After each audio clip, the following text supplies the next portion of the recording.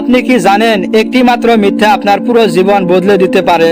অনেকে মনে করেন ছোট্ট একটি মিথ্যা কোনো বড় বিষয় নয়, কিন্তু বিজ্ঞান বলছে প্রতিটি মিথ্যা মানুষের মস্তিষ্কের উপর চাপ সৃষ্টি করে। কারণ সত্য লুকিয়ে রাখতে মস্তিষ্ককে একসঙ্গে অনেক তথ্য মনে রাখতে হয়। তাই বারবার মিথ্যা বললে মানসিক চাপ ও উদ্বেগ বাড়তে পারে। ইসলামে মিথ্যাকে বড় গুনাহ হিসেবে সতর্ক করা হয়েছে। কোরআন ও হাদিসে সত্যবাদী তার গুরুত্ব বারবার তুলে ধরা হয়েছে।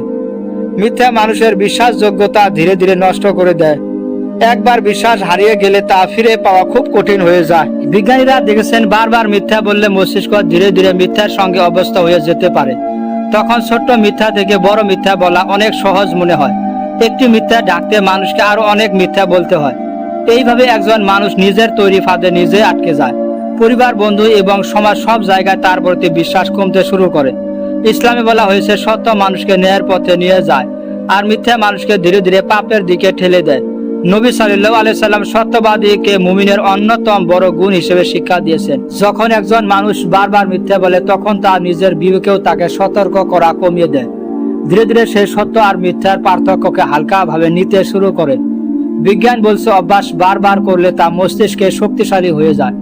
তাই মিথ্যা যদি অভ্যাসে পরিণত হয় তা ছাড়া অনেক কঠিন হয়ে পড়ে।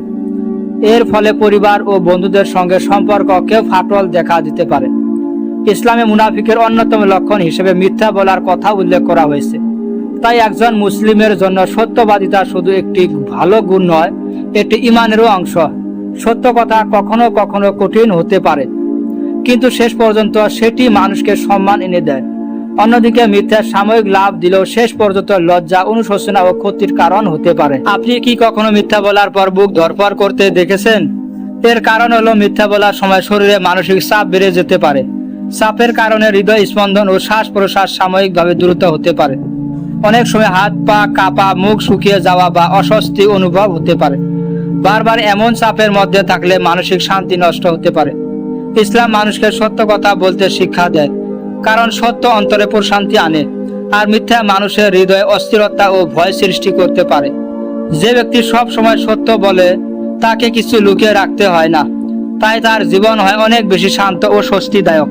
মিথ্যা দিয়ে হয়তো কিছু সময়ের জন্য লাভ পাওয়া যায়, কিন্তু সত্য একদিন না একদিন প্রকাশ পেয়ে যায়। তখন মানুষের বিশ্বাস ভেঙে যায়।